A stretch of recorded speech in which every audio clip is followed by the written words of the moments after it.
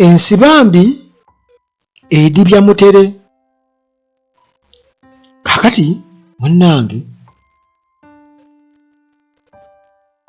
kirabika ndowooza mutere atuuse okudiba, kubanga munnange Profesa Yusufu Nsibambi alabika ndowooza anaatera okugwa eddalu, waba tannagwa ddalu ddyo alabika aligudde, kubanga baamukuba akalulu ne kamutuukira ddala ku ggumba. Obulumi bwalimu bumuleetedde kwegamba okubeera awo mu nkola ey'ekiwalazzima oba mu mbeera ey'ekiwalazzima, kusalako abantu amasannyalaze, okugenda mu State House mbu ayagala bate ba political prisoners. Kyokka ekyewuunyisa nti abantu basalako amasannyalaze abamanyi ba ku kyalo kye, kyokka ate ba political prisoners baayagala bate tabamanyi. Bw'omugamba tuweeyo nga 10 b'omanyi amannya wano ayinza okuba tabaweza, naye ate n'agenda ku kyalo gye bamumanyi n'abasalako amasannyalaze n'adduka mu State House ate mbu ataase. Kwegamba olabira ddala nga tebigatta nti omuntu ono bw'oba nga ababo bennyini nnyini abakumanyi ku kyalo okuli n'ab'eŋŋanda zo obaggyeko amasannyalaze, abaana b'obadde owa scholarship 606 bonna ozibaggyeko yasigazizzako 7 bokka ndowooza, naye bali bonna ozibaggyeko ab'oku kyalo gy'obeera. Kakati ate olandukira ku ba political prisoners, ogenda wa General Museveni mbw'oteeseza ggwanga, naye ng'ekyalo gy'obeera amasannyalaze abantu bakumye akalulu ogaggyeko, bezizzaako, osazeewo emiti ogisala egy'amasannyalaze ne waya ozibbe oba oli awo. Kati UEDCL already emuli bubi nnyo, baatuta omusango ku poliisi nga bagamba nti ne bw'oba gwe wagula transformer oba n'osimba emiti gy'amasannyalaze g'olumala munnange okubikola, era tosobola kubikola nga togenze mu kitongole ky'amasannyalaze okubeera ng'obiteekawo, kubanga bye babiteekawo biba bifuuse property ya gavumenti, biba si bibyo. Kakati toyina buyinza busalako bantu masannyalaze. Era nga Nsibambi waali muganda wange yagambye nti nze kasaba nkuba akalulu nagenda mugenzi nenneebaka nakkiriza nti negye yagaba sola n'afunayo obululu 2 gye yasima borehole, naye yateekamuuko ekitufu yateekamuuko obusungu bwe. Kwegamba nyinza okuba nti sijja kumunenya nnyo, kubanga oba oli awo ataddemu n'okusinga battayebwa gye babeera kuba twalaba enguudo zaayo mbi nnyo n'ebirala. Newankubadde ng'omulimu gwagezaako okukola si gugwe ogw'okuteeka ssente mu bintu ebyo, erina kuba mpeereza ya gavumenti ye mubaka wa paalamenti alina kuteesa buteesa. Naye Museveni jjukira nti ekyalo ekyo kitegeeza kimaze emyaka n'emyaka, myaka 40 nga tekirina masannyalaze. Kwegamba nti gavumenti etwaleyo amasannyalaze nti MP alina okugateekayo. Bwe bagira nga babugamba mwalonda bubi, lwaki mwalonda, singa mulonda abainaalimu. Kale munnange Mpuuga ayambalidde Nsibambi, era nina ekintu kye ntegedde nti kati bano balabika batuuse okubeera nga bakubagana. Twasoose okulaba bakubagana kuva wa eriba ly'omunsi ne CDF, abo ne beesusa. Kakati tutandise okulaba abasajja ba Museveni, kirabika ndowooza obengabana nti lwaki mwagenze mu State House nga ffe tetuliiko, tetumanyi. Kuba Mpuuga agambye Nsibambi totwesibaako lya ssente zo eza Museveni, totwesibaako. Busungu buvaawa, busungu buvaawa Mukama Katonda. Kakati munnange Nsibambi ndowooza ng'agezaako okubeera ng'anoonya engeri gya likavaringa mu loosi ey'akalulu. Jjukira nti akalulu baakamukuba n'anyiiga nnyo era yateekamu ssente. Yagambye nti waliwo kye yabadde abaleka $520,000 ze yateekayo. Sajja baayiwamu ssente mu kalulu, naye n'abantu baakulonda kumala emyaka 5 ng'oli mu paalamenti, emyaka giba mingi. kati bwe balina kubawadde ng'akasannyalaze ate lwaki okabaggyako olwokuba tebakozezaayo. Muganda wange naye nga ye Nsibambi anaatera okugwa eddalu era already kati agezaako kulabisa buli omu mu nkola eya sijja kufa nzekka. Aba NRM batanse okwegayirira Museveni amuwe bwa minisita bwe yali badde amuwe bwa minisita, kubanga omusajja ono kyabala kikulu ndowooza ayagala kuyingira mu gavumenti waakiri, era ekyo kyo munnange akikoze, kubanga yabadde agamba Nandala Mafaabi nti gwe Nandala Mafaabi oyogera ki Museveni teyawangula akalulu. Museveni yawangula akalulu mwalaali, kati gwe yafuna 000 ku polling stations nyingi, ogamba otya nti Museveni teyawangula? Museveni yawangula mu mazima na bwenkanya. Nsibambi yayogera ebyo. Ono yayitako Bobi Wine my president, ate ne mu kujjeera Bobi Wine mu 2021 yamuyiirawo nnyo omubiri. Kakati munnange Abaganda bagamba obukokolo bugeyana, naye simanyi opposition ya Museveni kirabika ndowooza kakati eriwo buli omu kati kasobola oba engeri gy'asobola okujyanyenyaamu omuti gy'akoma okunyeenya omuti ennyo y'ayinza okulya ku miyembe. Kakati twabadde ku CBS Mpuuga n'asindika obubaka ng'agamba Nsibambi totwesibaako, tubuulire gw'ogamba nti wagenda n'abantu wa Museveni ab'ebibiina eby'enjawulo aba DF bwe bali boogera enkuwadde olukusa, leka kulimba abantu. Naye Nsibambi ye ayogera bingi era yalabuddwa ne bamugamba nti yogera bitono munnange. Bamugamba nti yogera bitono, bamugambye yogera bitono kubanga oyinza okwesanga nga ate obiridde gye bujjako. Mwiru ye yamugambye, yamuadvises Mwiru yamugambye yogera bitono nti nkuwa amagezi anko wange nti waali badde obeera w'amazima gy'oli kubanga by'oyogera tebigatta, era bwe wabanga okooye okubeera mu struggle nga kati kugamba struggle esusse we waali amaanyi go bwe gakoba. By the way, kino njagala buli muntu yali akitegeere nti waliwo abantu abamu kati struggle ng'ebasusse, ng'esusse we baali badde bakoma okulowooza naye nga beekakabwekasi okubeera nga bagyogerera, beekakabwekasi naye ng'ebintu byabavudde dda we babirabira, beetaaga okuddamu okubistadinga okutegeera kati tuli ku level ki eya struggle, kubanga kati wali struggle yabuuseewo dda. Kakati Mwiru ng'agamba nti si gwe anaaba asoose okwogera amazima, era tujja kukuwa ekitiibwa nga senior colleague, era n'amugamba nti munnange nze njagala nnyo Muzeeyi John Butiime mbu ono yali party chairman wa FDC, munaddayo mu NRM, n'agenda mu NRM n'addayo, era nti yayita Mwiru n'amugamba munnange mutabani ndi mulwadde neetaaga ssente, ate ssente ze Museveni yekka yasobola okuzimpa. Museveni yasobola okuzimpa. Kakati muganda wange Mwiru yayambalidde pabali ku CBS Nsibambi n'amugamba oluvannyuma lw'okubeera nga atutegeeza nti abakulembeze ba NUP abaatuliidinga okugenda mu protest vote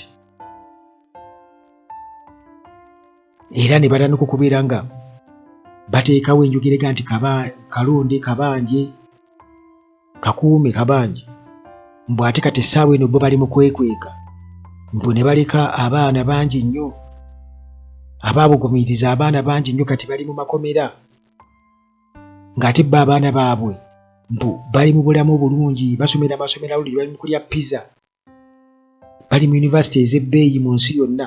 Ebyo babyogera kati n'Ensibambi naye munnange abitandise, yeefuula afaayo ennyo bw'agenda okuteesa ne Museveni mbu ate ba political prisoners.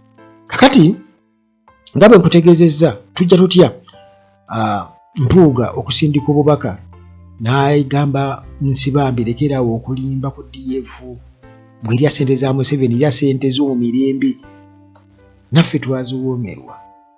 Kakati olunaku lwali lwa 6 Yusufu Nsibambi ng'akyala wali e Bulange Mengo okubeera nga participatinga mu talk show gye tumanyi nga palamenti yaffe, era nga eno omukubiriza nga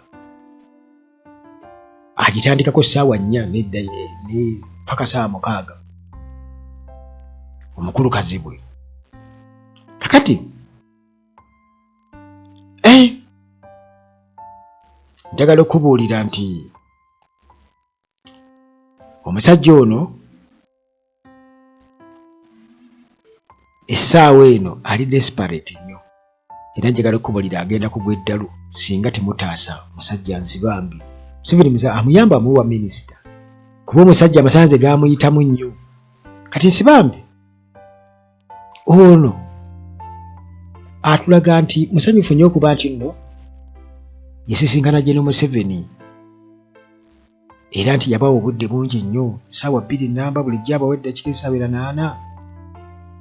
Kakati ku pulogulaamu eno eya CBS kwasinzira okubeera ng'ayogera ebigambo nti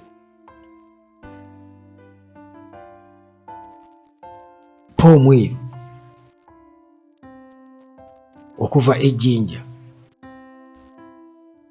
nga bw'amuwuliriza era bwe baabadde Nsibambi ng'akakasa nti Museveni yawangula akalulu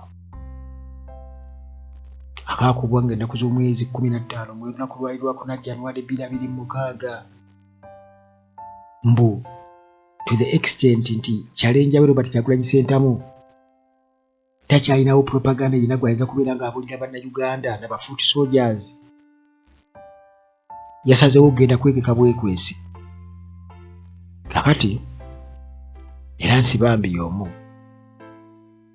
nti kati atutegeeza nti okulonda kati kwawedde, tulina obudde bungi nnyo okulaba ng'eggwanga ligenda mu maaso, kugamba bano bo kivula nga baaga tugende baweewa buweeyi, tebamanyi nti waliwo fundamental issues ezirina okubeera nga zitunulwamu. Kakati ono yatugamba nti Museveni yawangula akalulu era n'agamba nti twetaaga ntwerabira ebyaliwo byonna eggwanga lisobole okubeera nga lidda bujja, liddemu okwegatta.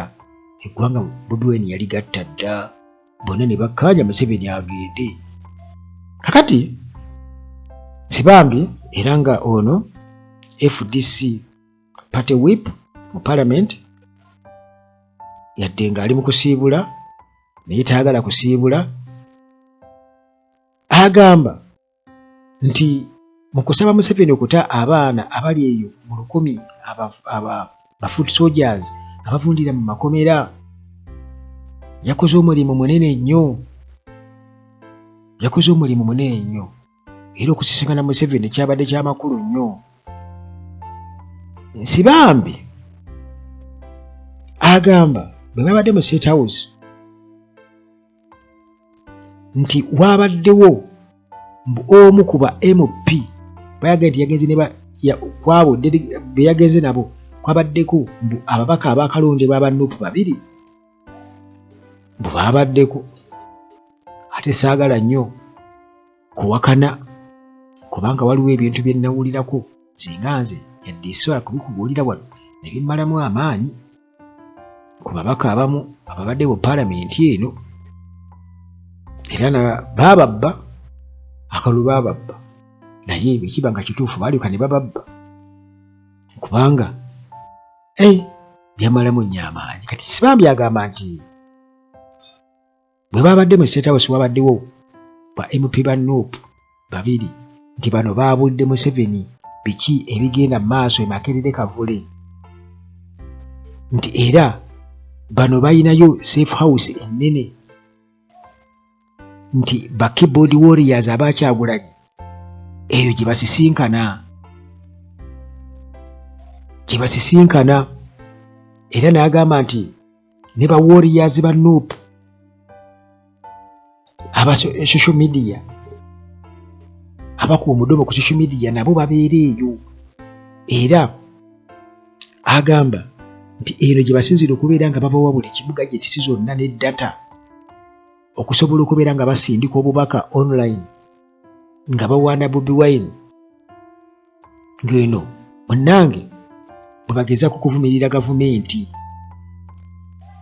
era nti bano ba MP ne bagamba Museveni nti si kyangu nnyo okubeera ng'olina eddoboozi liri independent ng'oli mu Nuupu bw'era bakulwanyisa ekyebuuzibwa bw'obanga okimanyi nti mu Nuupu babi nnyo tebakukkiriza kwogera ate lwaki ogendayo ng'oyagala kaadi lwaki tugenda mu NRM kakati okusinziira ku Nsimambi bye yagambye yatugambye nti bano bagamba Museveni nti waliyo Nuupu erina ba activists nga 4 era nti buli omu alina social media accounts nga 8 era bo olunaku lwonna buli lukya balumala bapositinga syndicating messages ku social media bagezako okudemonizinga oba okusiiga ebitoomi gavumenti oba abo bonna be batakkaanya nabo nti bwe bakizuula nti yadde ng'oli mu Nuupu tebakkaanya naawe muganda wange butosinza Bobi Wine bakuyisa bubi nnyo mbukati bano babadde bali ne Museveni bamubuulira ebifa mu kibiina kya Nuupu naye nga Jene Museveni kitegeera nti abasajja banoonya ssente anyumirwa nnyo ekikulu eby'okumulimba kakati njagala okubuulira Nsibambi gye buvuddeko yalinga atera okuyita Bobi Wine my president naye kati wano ekiraga nti baamukyajinze dda ali ku mulimu omutongole akulaga nti tamuwamu yadde n'akatiibwa yadde n'akamu era muganda wange ng'akyayogera byayogera bingi nnyo Mathias Mpuuga yabadde awuliriza puroguraamu Mathias Mpuuga n'akwata essimu ye n'asindikira moderator Dr. Sam Kazibwe message ku ssimu Mpuuga bw'atyo ng'agamba Nsibambi yeeyise ng'omuntu omukulu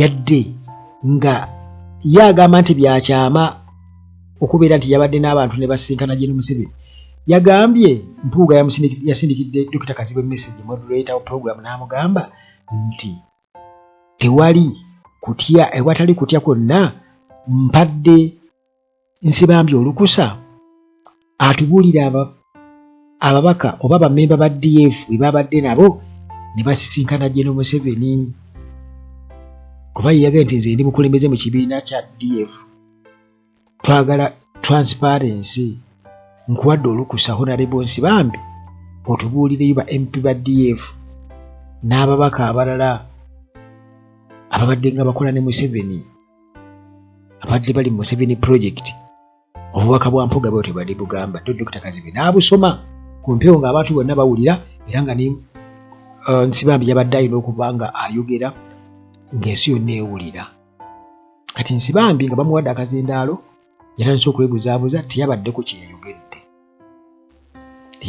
yayogedde yayogedde bingi nnyo mu program naye mwiru n'amugamba nti munne waali badde oyogera mpola olekeraawo okweexposinga yourself kubanga oyinza ate okwagala okubaako ky'okolawo mu byobufuzi mu maaso eyo era n'amugamba munnange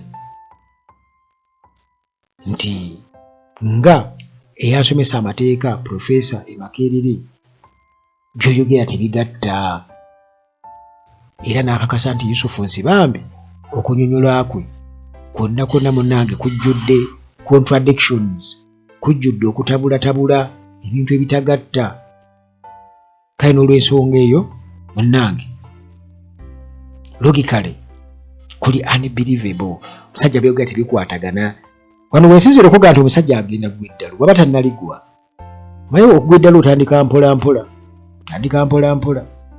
n'otandika okuba nga oyogera ebitategeerekeka nga amayinjo gayita migaati mumpe ku mugaati ogwo ndyeko okuŋŋaanya obuyinja ogamba zino mberenge.